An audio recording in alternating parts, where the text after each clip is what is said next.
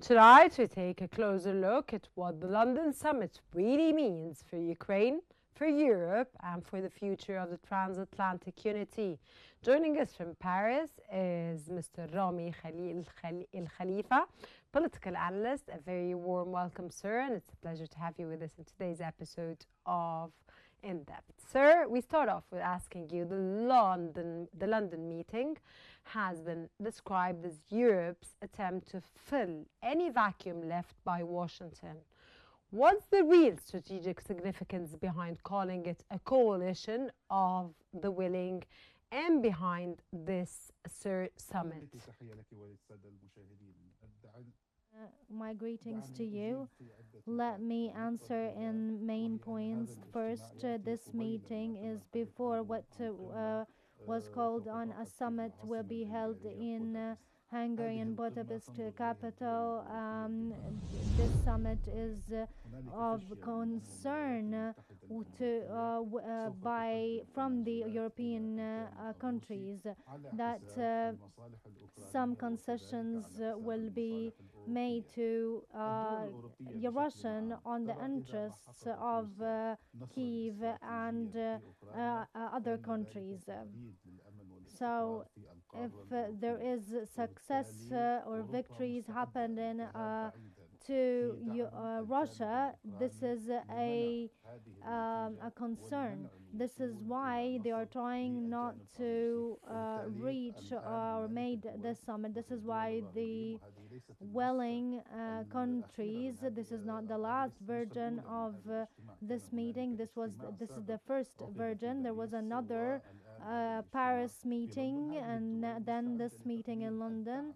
They are ready to support Ukraine regardless of the U.S. position. Of course, if there is a coverage by the U.S., this will be perfect. But if there is U.S.-Russian understanding, these countries are ready to go far in economic, politically, military support. And let us say that even in the end, this meeting is to prepare the atmosphere and build coalitions if there is a deep change in the U.S. position for Russians' interest.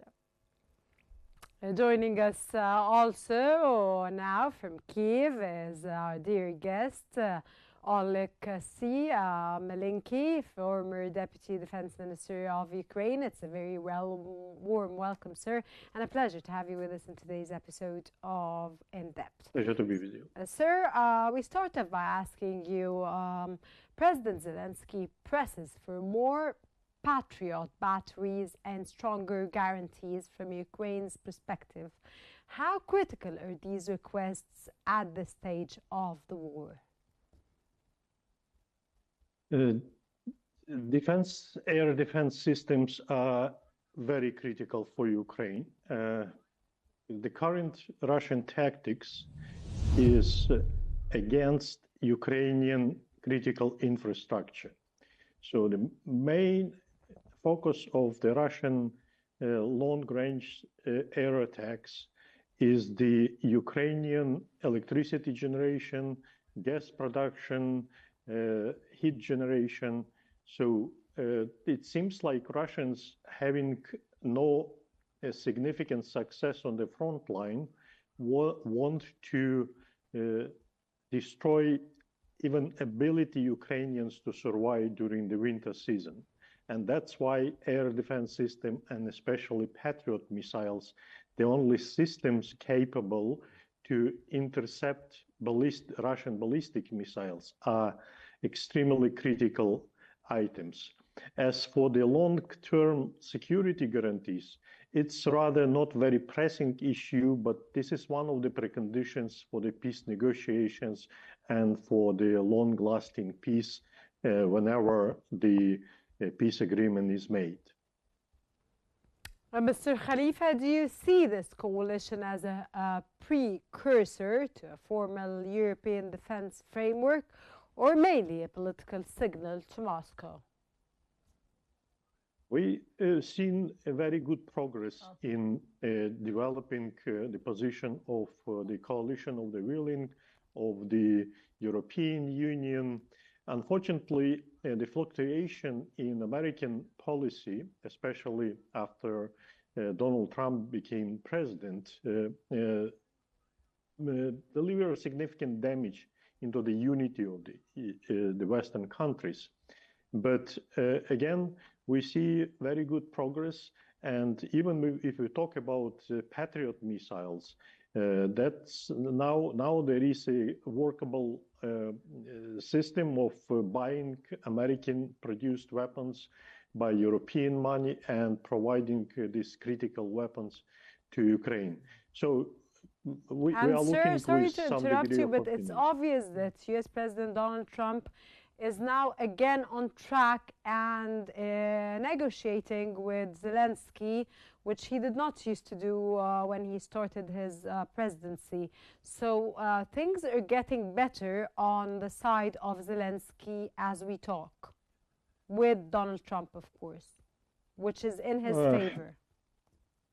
The problem of Donald Trump, or as one of the journalist called it, Trump is the part of the solution and a part of the problem at the same time.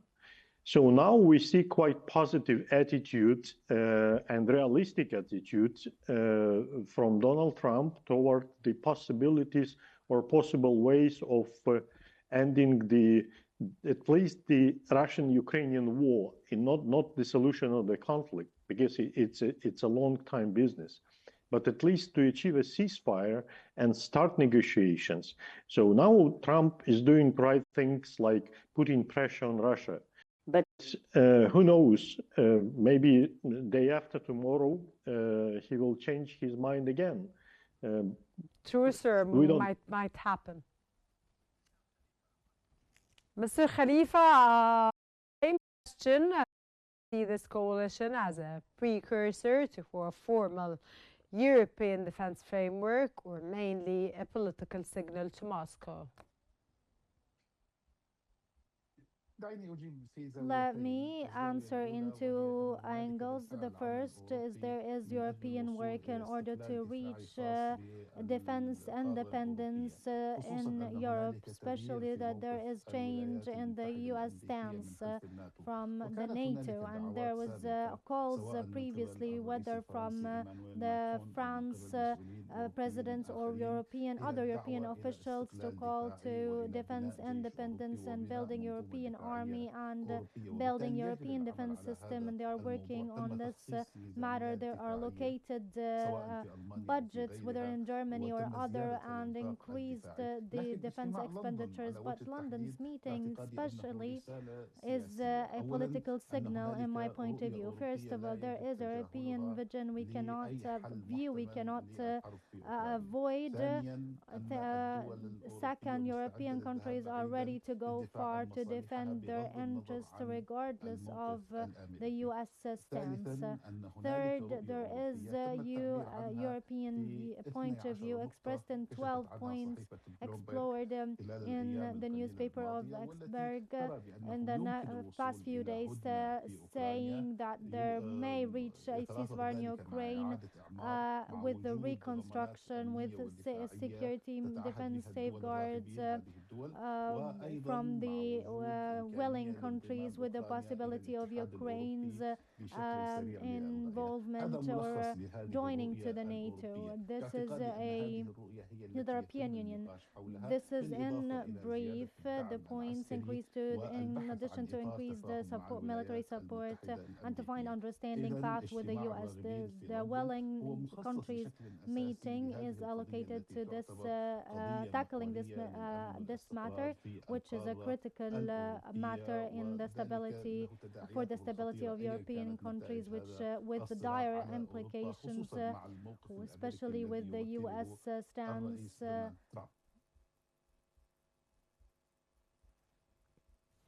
Mr. Malinke, Ukraine has long sought a NATO-like protection model.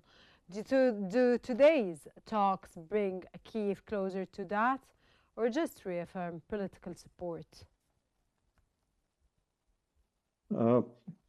Well, Ukraine is doing what it can do under this continuous Russian attacks and the pressure from, to some extent, pressure from the White House.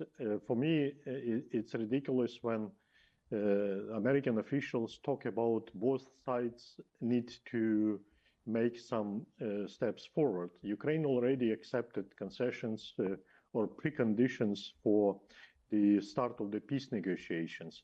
And now one of the key issues for Ukraine is to maintain solidarity with the Western partners. Either we talk about a joint position regarding the precondition for peace negotiations, or we talk about providing more weapons for Ukraine, or we talk about the long-term security guarantees. So solidarity with the European partners, trying to deconflict a relationship with the American administration. This is the key issues for Ukraine in the political sphere nowadays. Mr. Melnik, how do you read the situation, and how do you read is a ceasefire or a negotiation for a ceasefire from your own perspective, sir, as a man from Kiev? Do you see it imminent, sir? Unfortunately, the situation is cut clear. I mean, I'm afraid, but because Ukraine declared many times, Ukrainian president declared many times that Ukraine is ready to start negotiations immediately after the ceasefire. Agreement on the ceasefire is achieved on the current line of separation. What we hear from Moscow, that Moscow is not interested. Putin and even after the sanctions, sir? Even after the sanctions, there's been no change in their rhetorics. It even becomes more and more aggressive. More aggressive. They keep talking about the long-term peace agreement, which actually means that Russia keeps fighting and talking, and these offers are only to avoid strong reactions from Washington, D.C. Now we see that due to this decision, that perhaps these tricks would not work any longer. But again, it's probably too early to make such conclusions. We should look for the next step from Washington, D.C. Sir, are you waiting from you? What do you imagine the next step from Washington, D.C. will be, sir? Except that that they have to sit on three Russia, President Zelensky, which is Ukraine, and US President Donald Trump have to sit together to reach a consensus and to solve this big issue that President Donald Trump at the beginning in his campaign said, I'll end it in 24 hours. And as we read, or I want to know your narrative, it's getting more complicated as we go on, and it's not getting easier, and it's not being solved at all. I'm sorry if I missed something from your question, because there are some technical problems. But as far as I understood, that the current problem with the peace negotiation, that is there is no common ground for the negotiations between Moscow and Ukraine. Because that was what I was saying, sir, if you did not hear this part. Sorry. Go ahead, sir. Again, if I got your question correctly. Yes, you did. The current situation is that there is a joint position of Ukraine and European partners regarding the possible format for negotiations. And this position is partly supported by the United States. What we see on the other side, because when President Trump says that tango should be danced by two people, that the other part actually shows no will for negotiations, no will for a ceasefire. For some reasons, Vladimir Putin believes that his so-called special military operation goes according to his plan, which is not true, because the initial plan was to occupy Ukraine, to change Ukrainian government in a matter of weeks, and now we're approaching the end of the first year with the more than 1 million casualties on the Russian side. I'm not talking about the price the Ukraine pays for that, but I just don't know why Russia or Putin, actually I know, but it doesn't help us to solve the problem or to bring negotiations any closer. Unfortunately, Mr. Khalifa, what are the implications of Trump's recent sanctions on Russia's top oil companies for EU energy and defense policies?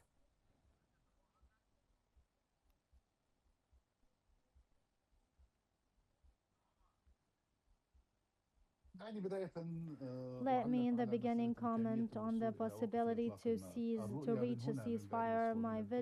The view or the point of view is very highly unlikely, because the equation from Russia is zero.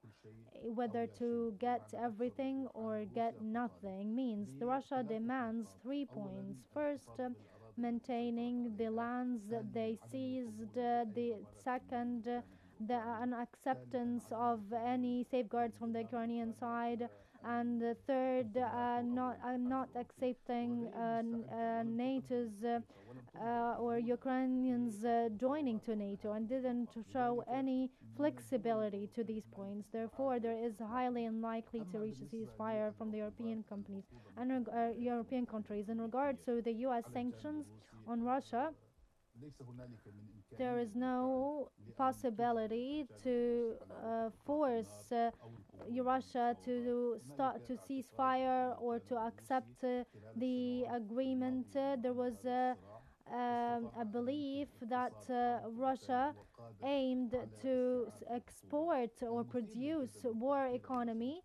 So the last part, if you allowed me, the matter of course, sir. Using the assets in the European countries, this will be a dire or a dangerous development. There is a controversy in the internal arena, because this will not guarantee to other countries the confiscation of their assets and monies invested in European countries. There is legal controversies, and there was opposition in from Belgium about this point. Therefore, the economic pressure till now hits economic and developmental obstacles, and not the inability to force Russia to concessions or being flexible in any negotiations, whether with the US or with Ukraine. Mr. Malenki, what kind of guarantees would Ukraine actually trust? Written commitments, troop deployments, or financial backing? And I think Ukraine wants all.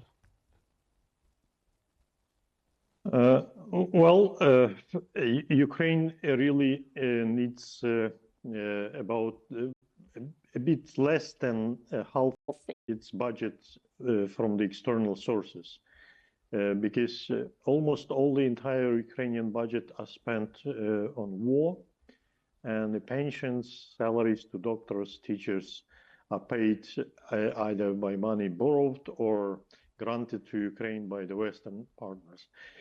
So the European Union has made this, or is about to make a decision to pay this money from the Russian resources, which I think is quite justified.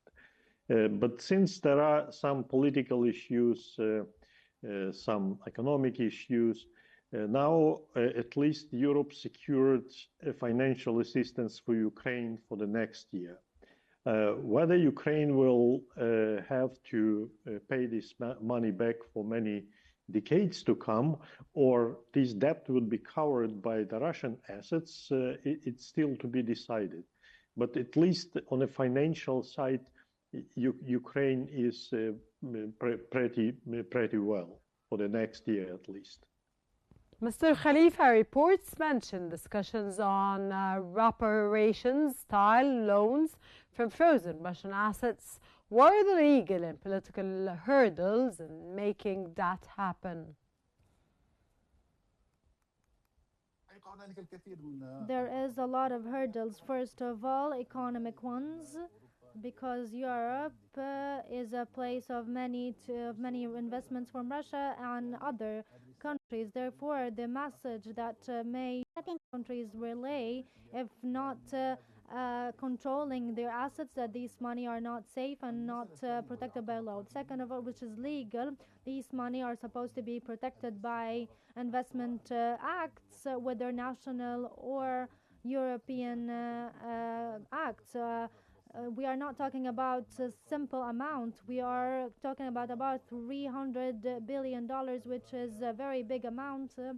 Therefore, there is companies and many economic institutions affiliated, connected to it, and will have dire implications.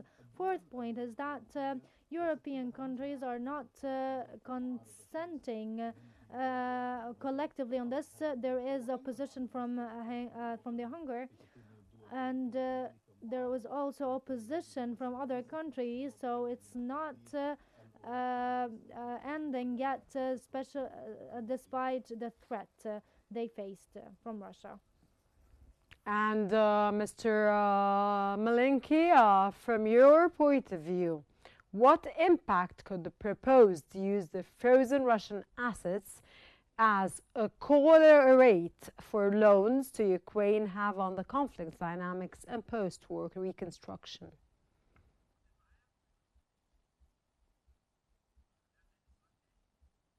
Do you want me to ask the question again? Oh, you asked me? Yes, sir. What impact could the proposed use of frozen Russian assets as a collateral